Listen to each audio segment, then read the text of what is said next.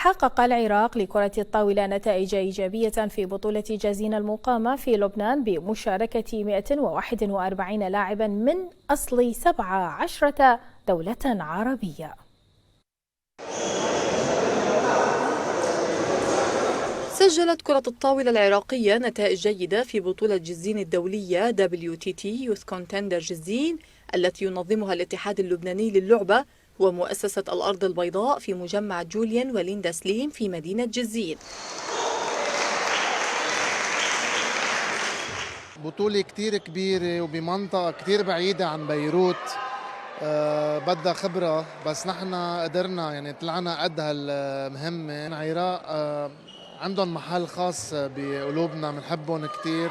الدورة مدرجة على رزنامة الاتحاد الدولي لكرة الطاولة ويشارك بها 141 لاعب ولاعبة من 17 دولة. هذه الدورة فيها مستوى كتير عالي، خصوصا البلدان اللي مشاركين عندهم تصنيف دولي ومشهورين بهذه اللعبة. استعدادنا لها كان استعداد جيد جدا، وجاي بعد معسكرات كثيرة من ضمنها في قطر وغير قطر بالإضافة إلى البطولات.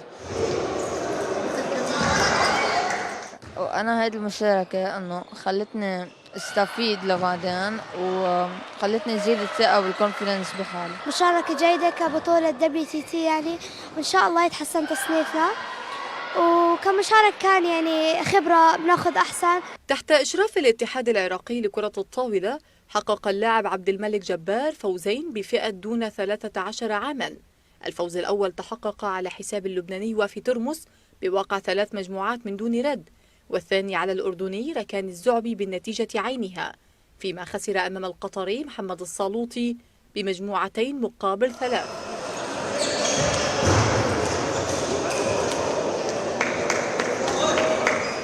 مشاركة قوية من أكثر بلدان العالم، أوروبية، أفريقية، عربية بحتة يعني، وبطولة فردية ما بها زوجي وفرقي، يعني البلد يرسل أقوى اللاعبين اللي عنده للمشاركة في هاي البطولة.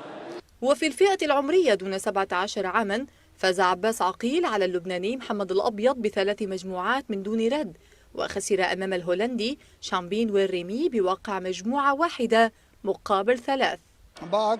المستويات عالية ونظام البطولة ممتاز للغاية، لكن هناك ضغط نوعا ما على اللاعبين. فمثلا اليوم لدي لاعب لعب 3 مباريات متتالية.